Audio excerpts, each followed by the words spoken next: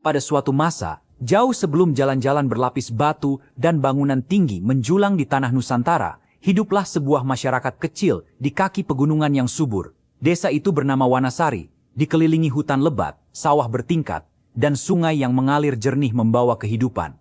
Penduduknya hidup sederhana, menggantungkan hidup pada tanah, hujan, dan kerja keras tangan mereka sendiri. Mereka percaya bahwa alam bukan sekadar tempat tinggal, melainkan titipan leluhur yang harus dijaga dengan hati dan adab. Di desa itulah lahir seorang anak laki-laki bernama Jaya, putra seorang petani biasa yang tak memiliki sawah luas atau ternak banyak, namun dikenal jujur dan tekun oleh seluruh warga. Sejak kecil, Jaya telah terbiasa bangun sebelum matahari terbit. Ia membantu ayahnya mencangkul sawah, menanam padi, dan membersihkan saluran air. Ibunya mengajarinya menumbuk padi, menenun kain, serta memahami adat dan petuah leluhur yang diwariskan turun-temurun.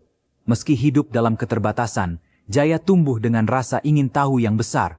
Ia sering duduk di beranda rumah panggung sambil mendengarkan kisah para tetua desa tentang raja-raja bijaksana, pendekar sakti, dan orang-orang sederhana yang kelak dikenang karena ketulusan dan pengabdiannya. Dari cerita-cerita itulah Jaya belajar bahwa kemuliaan tidak selalu lahir dari kekuasaan, melainkan dari hati yang lurus dan perbuatan yang benar.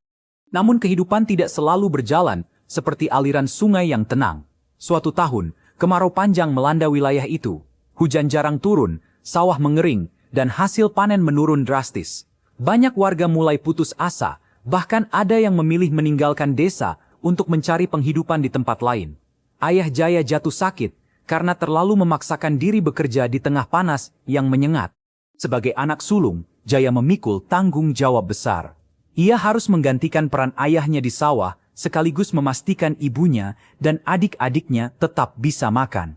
Dalam sunyi malam, Jaya sering berdoa di bawah cahaya pelita, memohon petunjuk kepada Tuhan dan restu para leluhur agar diberi kekuatan menghadapi cobaan. Di tengah keputusasaan itu, Jaya teringat nasihat seorang tetua desa bernama Ki Wreda, yang pernah berkata bahwa alam selalu menyediakan jalan bagi mereka yang mau berpikir dan berusaha. Tergerak oleh kata-kata itu, Jaya mulai mengamati hutan dan sungai di sekitar desa. Ia menyadari bahwa meski sawah mengering, hutan masih menyimpan umbi-umbian, buah liar, dan rotan yang dapat dimanfaatkan.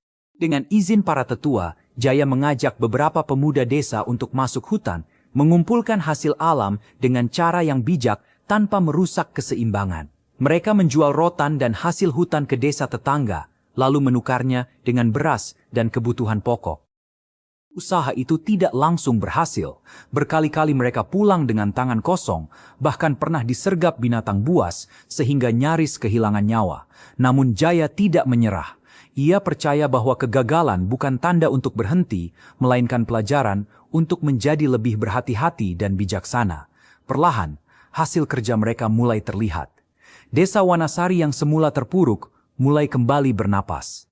Warga yang sempat putus asa pun bangkit dan bergotong royong. Mereka memperbaiki saluran irigasi, menanam tanaman yang lebih tahan kering, serta berbagi makanan secara adil sesuai adat. Nama Jaya mulai dikenal bukan karena kekuatan atau kekayaannya, melainkan karena keteguhan dan kepeduliannya. Ia selalu menempatkan kepentingan desa di atas kepentingan pribadi. Ketika hasil hutan mulai mendatangkan keuntungan, Jaya membaginya secara merata dan menyisihkan sebagian untuk membantu keluarga yang paling membutuhkan. Sikap itu membuat para tetua desa semakin menghormatinya. Mereka melihat dalam diri Jaya sosok pemimpin yang lahir, bukan dari ambisi, melainkan dari pengabdian. Beberapa tahun berlalu, kemarau panjang akhirnya berakhir. Hujan kembali turun, sawah menghijau, dan panen pun melimpah. Desa Wanasari kembali makmur, bahkan lebih kuat dari sebelumnya karena warganya telah belajar arti persatuan dan ketahanan. Ayah Jaya perlahan sembuh, dan keluarga mereka dapat hidup lebih layak. Namun bagi Jaya, keberhasilan terbesar bukanlah hasil panen atau harta yang terkumpul, melainkan perubahan sikap masyarakat. Mereka kini lebih menghargai alam, lebih menghormati adat, dan lebih peduli satu sama lain. Suatu hari, utusan dari kerajaan di seberang gunung datang ke desa. Mereka mendengar kabar tentang seorang pemuda yang mampu menyelamatkan desanya di masa sulit. Utusan itu menawarkan Jaya untuk mengabdi di kerajaan sebagai pejabat atau penasihat. Tawaran itu menggiurkan karena berarti kehidupan yang lebih nyaman dan kehormatan besar. namun Jaya meminta waktu untuk berpikir. Ia kembali ke rumah, duduk bersama orang tua dan para tetua desa. Setelah merenung panjang, Jaya menolak tawaran itu dengan sopan. Ia memilih tetap tinggal di Wanasari, menjaga tanah leluhur dan membimbing masyarakatnya. Keputusan itu membuat banyak orang terharu. Jaya mengajarkan bahwa keberhasilan sejati bukan diukur dari seberapa jauh kita melangkah meninggalkan asal-usul, melainkan seberapa besar manfaat yang kita berikan di tempat kita berpijak. Ia terus hidup sederhana, bekerja di sawah, dan menjadi tempat bertanya bagi generasi muda. Kisah hidupnya diceritakan dari satu lumbung ke lumbung lain, dari satu perapian ke perapian lain, menjadi pelajaran tentang ketekunan, keikhlasan, dan keberanian untuk bertanggung jawab. Hingga di usia senjanya, Jaya tetap dikenal sebagai sosok yang rendah hati. Ketika ia wafat, seluruh desa berkabung. Para tetua berkata bahwa jasadnya kembali ke tanah, tetapi nilai-nilai yang ia tanamkan akan hidup selama desa itu berdiri. Cerita tentang Jaya kemudian menjadi bagian dari tradisi lisan, diceritakan kepada anak-anak agar mereka memahami bahwa dalam budaya Nusantara, kekuatan terbesar manusia bukanlah senjata atau kekuasaan, melainkan hati yang teguh, pikiran yang jernih, dan tangan yang mau bekerja demi kebaikan bersama.